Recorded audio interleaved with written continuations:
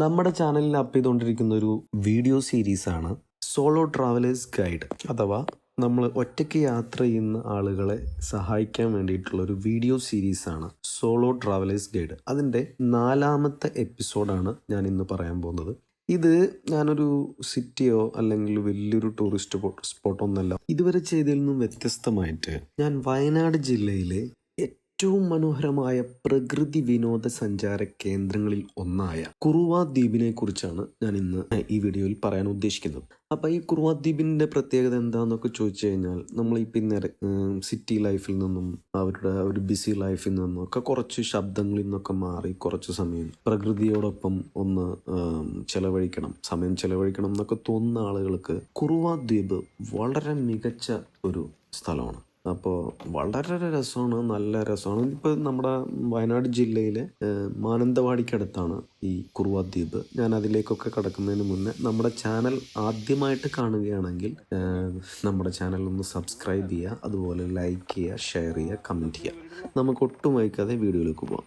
ഏറ്റവും ആദ്യമായി ഇതിൻ്റെ സ്പോട്ട് എവിടെയാണെന്ന് ഞാൻ പറഞ്ഞുതരാം. വയനാട് ജില്ലയിൽ എത്തിക്കഴിഞ്ഞാൽ നമ്മൾ മാനന്തവാടി ആദ്യമെത്തുക. മാനന്തവാടിയിൽ നിന്ന് KSRTC വഴി വരുന്നവരാണെങ്കിൽ മാനന്തവാടി ബസ് സ്റ്റാൻഡിൽ ഇറങ്ങിയാൽ കാട്ടിക്കുളം എന്ന് പറഞ്ഞ സ്ഥലത്തേക്ക് ബസ് കയറുക. കുട്ട ആ വഴിയൊക്കെ പോകുന്ന ബസ്സുകൾ ഈ വഴിയാണ് പോവുക. കാട്ടിക്കുളം ബസ് സ്റ്റേഷനിൽ ഇറങ്ങിയാൽ നിങ്ങൾക്ക് അവിടെ നിന്ന് ഒരു 3 കിലോമീറ്റർ 4 കിലോമീറ്റർ അടുത്തേ ഉള്ളൂ കുറുവ ദ്വീപിലേക്ക്. ഒരു ഓട്ടോ വിളിച്ച് പോകാവുന്ന ദൂരേ ഉള്ളൂ. അവിടെ നിന്ന് നമുക്ക് ഈ കുറുവ ദ്വീപിലേക്ക് നടക്കാവുന്ന ദൂരേ ഉള്ളൂ. ഇവിടെ ടിക്കറ്റ് കൗണ്ടറിലേക്ക് അവിടെ എത്തിക്കഴിഞ്ഞാൽ നിങ്ങൾക്ക് അവിടെ നിന്ന് ഒരു ദ്വീപിൽ അവിടെ മറ്റേ മുള കൊണ്ടൊക്കെ വെച്ച ഞാൻ എൻ്റെ ഈ വീഡിയോയിൽ ഉണ്ടാവും അതിൻ്റെ എന്തൊക്കെയാണ് ഉള്ളതെന്ന്.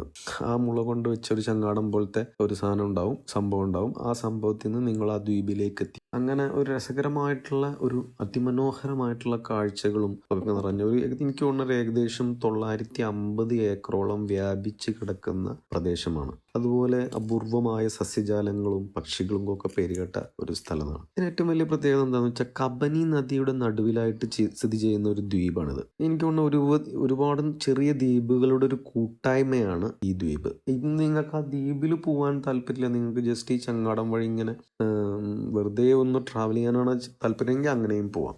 ഇനി കുറുവ ദ്വീപിൻ്റെ പ്രത്യേകതകൾ എന്തൊക്കെയാണ്? ഇവിടെ വാഹനങ്ങളോ മറ്റ് വലിയ കെട്ടിടങ്ങളോ വലിയ ശബ്ദങ്ങളോ ഒന്നുമില്ല. ഭയങ്കര പ്രകൃതിയുമായി ബന്ധപ്പെട്ട വളരെ നാച്ചുറലായിട്ടുള്ള ശബ്ദങ്ങൾ മാത്രമേ ഉള്ളൂ. കാറ്റിൻ്റെ ശബ്ദം, പക്ഷികളുടെ ശബ്ദം, പാട്ട്, ഭയങ്കര രസമാണ്. ഇനി ഇവിടേക്ക് പ്രവേശിക്കാനും നിങ്ങൾക്ക് ആദ്യം ടിക്കറ്റ് എടുക്കേണ്ടതായിട്ടുണ്ട്. ടിക്കറ്റ് എടുത്തതിൻ്റെ ശേഷമാണ് ഞാൻ നേരത്തെ പറഞ്ഞ തോണികളിലോ അല്ലെങ്കിൽ ബാംബു റാഫ്റ്റുകളിലൊക്കെ നദി കടന്ന് അപ്പുറത്തെ ദ്വീപിലേക്ക് പോകുന്നത്. ഇത് ഭയങ്കര രസമുള്ളൊരു യാത്രയാണ്. രസമാണ്. ദ്വീപിനുള്ളിൽ കടന്നു കഴിഞ്ഞാൽ മരങ്ങൾ നിറഞ്ഞ കാടാണ്. അതുപോലെ നടപ്പാതകൾ, ചെറിയ തോടുകൾ. ഫോട്ടോഗ്രാഫിയൊക്കെ ഇഷ്ടപ്പെടുന്നവർക്ക് ഇത് ഭയങ്കര രസമായിരിക്കും. പിന്നെ എല്ലാ ഭാഗത്തും പച്ചപ്പ് നിറഞ്ഞ കാഴ്ചകൾ ഉണ്ടാവും. പിന്നെ പക്ഷികളൊക്കെ ഇഷ്ടപ്പെടുന്നവർക്ക് ഇവിടെ നല്ല അനുഭവം ലഭിക്കും. പിന്നെ ഫാമിലി ആയിട്ട് വരുന്നവർക്കൊക്കെ ഏറ്റവും ബെസ്റ്റ് ആയിട്ടുള്ള ഒരു സ്ഥലമാണ്. നാച്ചുറൽ വാക്കൊക്കെ ഇഷ്ടപ്പെടുന്നവർക്ക് അപ്പോൾ എന്തായാലും ഒന്ന് ട്രൈ ചെയ്യുക. വയനാടൊക്കെ പോകുന്നവർ, മാനന്തവാടി സൈഡിലൊക്കെ പോകുന്നവർക്ക് എന്തായാലും ട്രൈ ചെയ്യുക. നിങ്ങൾക്ക് ഒറ്റയ്ക്കൊക്കെ യാത്ര ചെയ്യുന്നവർക്ക് എത്തിപ്പെടാൻ പറ്റിയൊരു സ്ഥലമാണ്. നിങ്ങൾ പോയി എൻജോയ് ചെയ്യുക. ഓക്കെ, പോയവരുണ്ടെങ്കിൽ ഒന്ന് കമൻറ്റ് ചെയ്യുക.